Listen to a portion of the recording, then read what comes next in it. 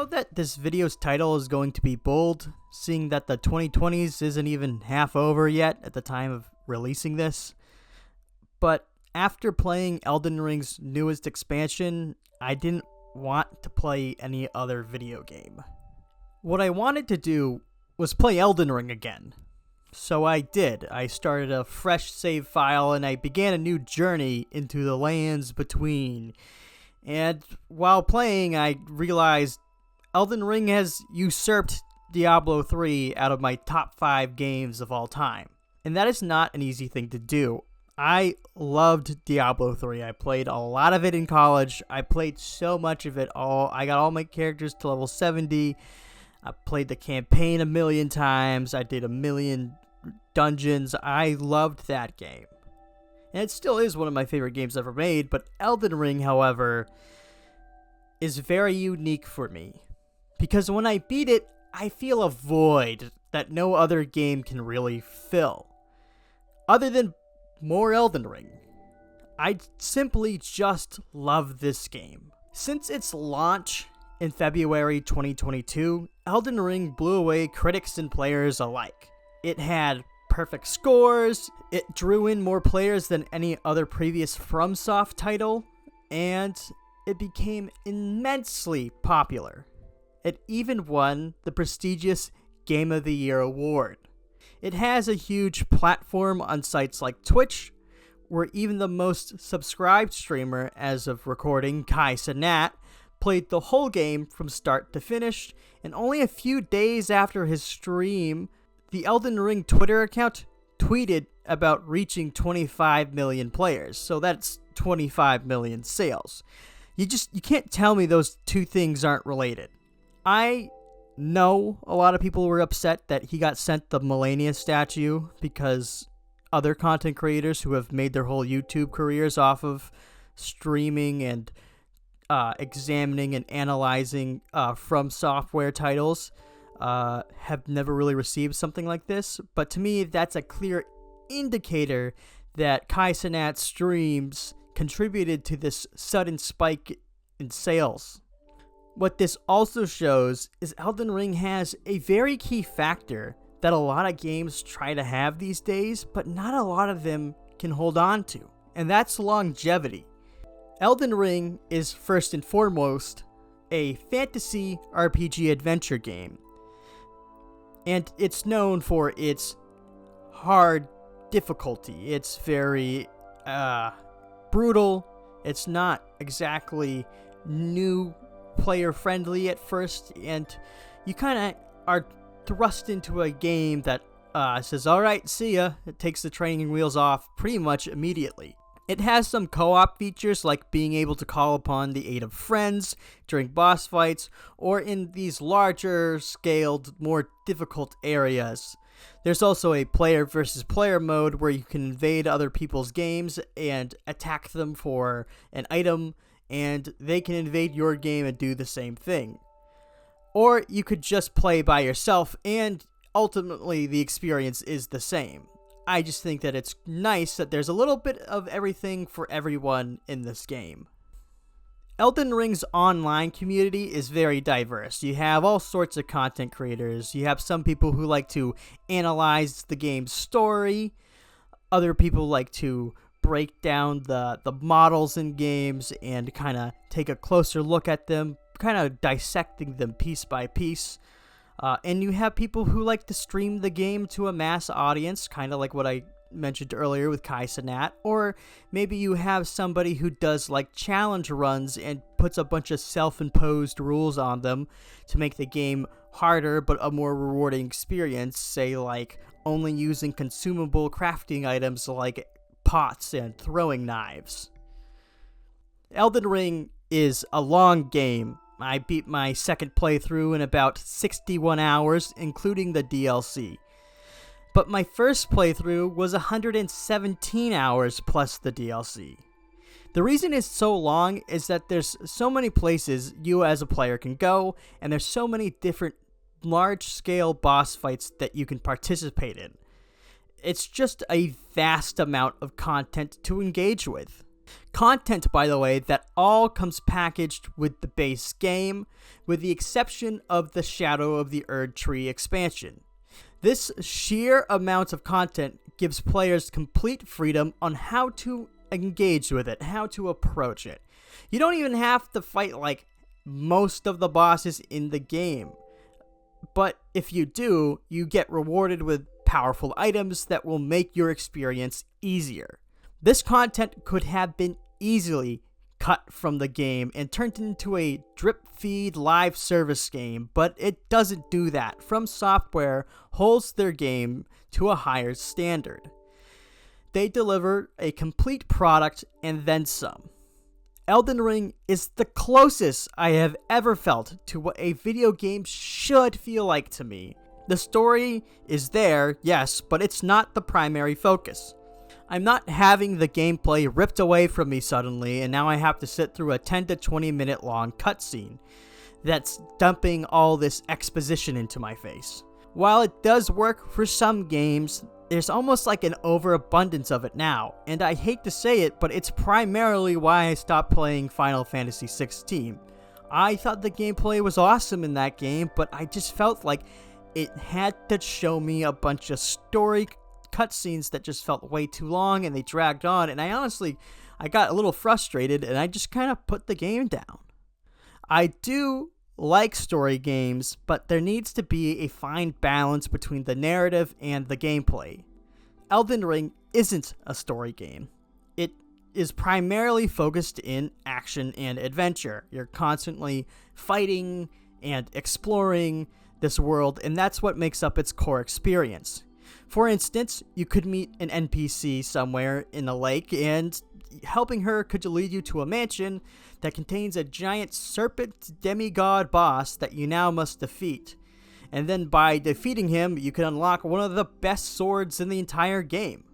This type of exploration in Elden Ring made me realize that no matter the playstyle, there is a solution for every problem. The bosses in Elden Ring are only as hard as you allow them to be. Yes, that means even Radahn, the promised consort of Miquella, can easily be slain with the right strategy. I used to stubbornly stick to one weapon. In fact, in my original playthrough, I ended up only using Radahn's twin greatswords. But when I played New Game Plus, I did find myself struggling with the final boss. And I was like, there has to be an easier way. And I tried out Malekith's Blackblade. And I defeated the final boss, the Elden Beast, in a blink of the eye, using a strategy by summoning my Mimic tier summon and using the Ash of War skill on Malekith's Blackblade, which completely annihilates the health on the Elden Beast. This made me realize that Elden Ring provides every single tool to overcome its challenge. Do you simply cast out the hammer when you need to drive in the nails? No! My most recent fight with Malenia, who at one time was considered the hardest fight in the game, only took me 4 attempts, because I adapted a strategy that would bring her down easily. I equipped the Rakshasa gear from the DLC, which boosts damage, but in trade, your defense is pretty bad. I made sure to get the Jolan and Anna Ash summon, which was a whole different quest on in itself, and I upgraded that to the maximum, and then I used everybody's favorite katana, Rivers of Blood, and tweaked some other equipment around, and I brought Malenia down in less than 5 minutes. That's just how I play these games. You might play it differently, and that's what I love about the game.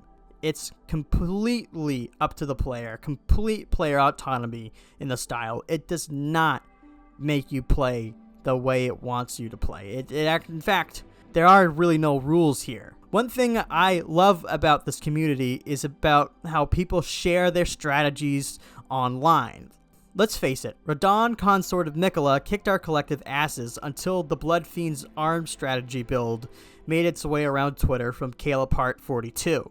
That's at least how I beat him the first time. Second time, I beat him with the good old Fingerprint Shield Mogwin's Sacred Spear strategy that I saw some other people show off on Twitter as well. I've been looking at boss guides to From Software games since at least Dark Souls 2, and it is definitely a part of the get good motto. And I have gotten good. I like using my resources in these games. That's how I like winning. You outsmart the boss design.